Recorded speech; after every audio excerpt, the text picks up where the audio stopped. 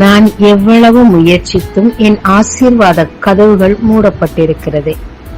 கர்த்தர் அதை திறந்து கொடுத்தால் நலமாய் இருக்குமே என்று யோசிக்கும் ஆத்மாவே, இன்று கர்த்தர் உங்களுக்கு சொல்லுவது வெளிப்படுத்துதல் 3:8.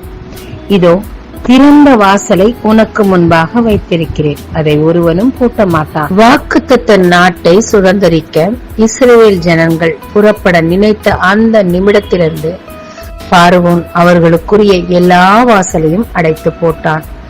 ஆனால் தேவனோ தன் பலத்த கரத்தால் ஓங்கிய புயத்தால் அநேக அற்புத அடையாளங்களை செய்து எல்லாவற்றையும் திறந்து கொடுத்து அவர்கள் வெளியே கிளம்பவும் செய்தார். திரும்பவுமாக இயற்கையிலேயே செங்கடல் தடையாய் இருந்தது. அந்த வாசலை திறக்க தேவன் ஒரு நூதனமான முறையில் ஒரு அற்ப காரியத்தை கொண்டு அந்த கடலை இரண்டாய் பிளந்து வாசலை திறந்து கொடுத்தார்.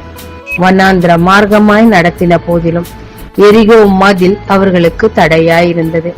அப்போதும் தேவன் ஒரு வித்தியாசமான வழிமுறையை செய்ய சொல்லி அவர்களை துதிக்க செய்து ஆரவாரிக்க செய்த போது அந்த அடைப்பட்ட வாசல் திறந்தது. அவர்களும் கானானை சுதந்திரித்துக் கொண்டார்கள். பலவிதமான தடைகள் வந்த போதிலும் ஒவ்வொரு இடத்திலும் தேவன் வாசல்களை திறந்து வைத்துக் கொண்டே இருந்தார். அதை தேவனே திறந்து வைத்தார். மனிதர்களின் முயற்சியினால் அல்ல, தேவன் சொன்னதை செய்தார்கள், அவ்வளவுதான். கதவுகள் திறந்தது, ஆசீர்வாதமும் வந்தது.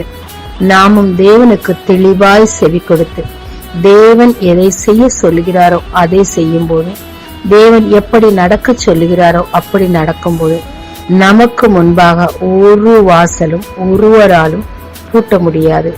எல்லாவற்றையும் உடைத்து தேவன் வாசல்களை உங்களுக்கு திறந்து வைப்பார். சலித்து போகாமல் அவரை நோக்கி பாருங்க. அவர் மட்டும் நம்மோடு கூட இருந்தால் போதும், வாசல்கள் இயற்கையாகவே திறந்து கொடுப்பார். ஜெபிக்கலாமாங்க. கர்த்தாவே, எனக்கு முன்பாக ஆசீர்வாத கதவுகள் பூட்டப்பட்டிருக்கிறது. ஆனாலும் தேவனே, நீர் சொல்லுவதை கேட்டு உம்மை மட்டும் நான் துணையாக கொண்டு நடக்க எனக்கு பலன் தாருமையா. தாவீது சொன்னார், நீ நிந்திக்கிற கர்த்தரின் நாமத்தில் நான் வருகிறேன் என்று சொல்லி உம்முடைய நாமம் அவருக்கு ஒரு பலத்த துருகமாயிருந்தது. அதே போல உம் நாமத்தை பற்றி கொண்டு உம்மை துணையாய் கொண்டு நீர் சொல்வதை செவி கொடுக்கும் போது என் வாசல்களை திறப்பீரையா. அதற்குரிய பலனை தந்து செவி கொடுக்க கிருபை தாரும். இயேசு மூலம் பிதாவே, ஆமென். இந்த நாளில் உங்களை ஆசீர்வதிக்கும் ஜீசஸ் விஷன்.